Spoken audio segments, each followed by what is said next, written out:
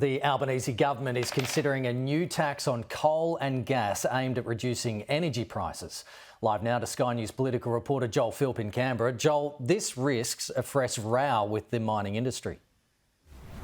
That's right, Kenny, and it's already as the government is embroiled in a battle over its industrial relations forms with that industry. So this proposed new tax is expected would be temporary and would target gas and thermal coal, which is used to make electricity, with the hopes of bringing down prices domestically for those commodities. But of course, if there is any potential tax on exports of those commodities, it could impact relationships with countries that do import them, like Japan. It's expected that any proposed tax would need to be considered by the next two full cabinet meetings this month.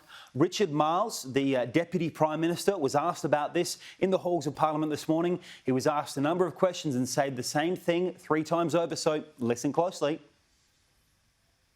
We understand the pressure that rising energy prices is placing on Australian businesses, Australian households, and as we've been saying, we are working with the sector to look at ways in which we can act in this space, and that work is still underway. The full cabinet is obviously looking to consider these proposals, but it wouldn't be full without the Prime Minister himself, Anthony Albanese, who is due today to take off for a 9-day Asia trip in which he's attending a variety of summits with world leaders. So it does appear that's taking the priority at the moment, that any solution will be pushed back potentially until Christmas. That's after the point in which unions are warning the manufacturers need an answer before they sign on to some very expensive energy contracts. So, Joel, on that Asia trip, the Prime Minister is hoping for a meeting with his Chinese counterpart, Xi Jinping. So what are his chances there?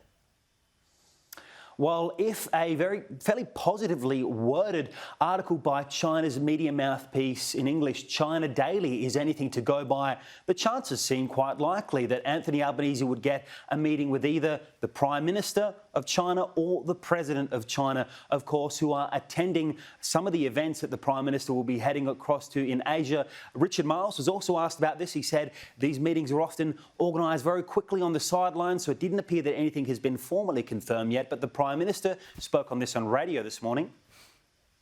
We'll wait and see. I, of course, will be at the same summit as him at the G20. Comes at a really difficult time for the global community. And, of course, we have the strategic competition that's occurring in the region and a rising of tension in some areas of the Indo-Pacific. So that's a difficult backdrop.